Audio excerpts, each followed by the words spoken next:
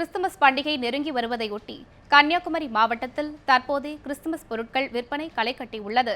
அது குறித்த ஒரு தொகுப்பை இப்போது பார்க்கலாம். உலகம் முழுவதும் உள்ள கிறிஸ்துவர்கள் ஒவ்வொரு ஆண்டும் டிசம்பர் 25ஆம் தேதியை கிறிஸ்து பிறப்பு விழாவை வெகு சிறப்பாக கொண்டாடி வருகின்றனர்.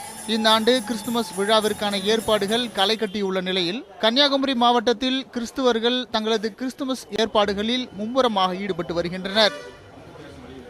கிறிஸ்மஸுக்கு முன்னாடியே நாங்கள் இப்போவே பர்ச்சேசிங் தொடங்கினோம்.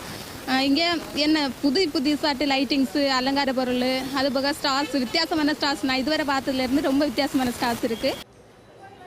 குமரி மாவட்டத்தில் உள்ள கடைகளில் பல்வேறு வடிவங்களிலான கிறிஸ்துமஸ் ஸ்டார்கள், அலங்கார விளக்குகள், கிறிஸ்துமஸ் மரம் உள்ளிட்டவைகளின் விற்பனை அதிகரித்துள்ளது.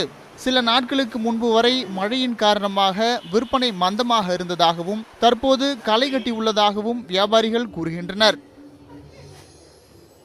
ஒரு 5 ரூபாயிலிருந்து 500-600 ரூபாய்க்கு விற்கிற அளவில் குறையாத ஒரு 850-900 வெரைட்டிஸ் ஸ்டார் இருக்குது. இந்த இடம் முதல்ல ஸ்டார் வந்தாச்சு. மழை இருந்ததுனால கொஞ்சம் சேல்ஸ் கொஞ்சம் குறைவாக இருந்து, இப்போ வந்து மழையெல்லாம் தீர்ந்ததுனால இப்போ சேல்ஸ் நல்லா இருக்குது.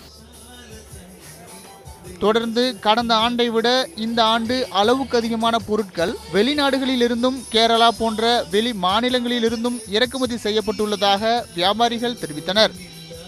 ரமேஷ்குமார், நியூஸ் 7 தமிழ், மார்த்தாண்டம்.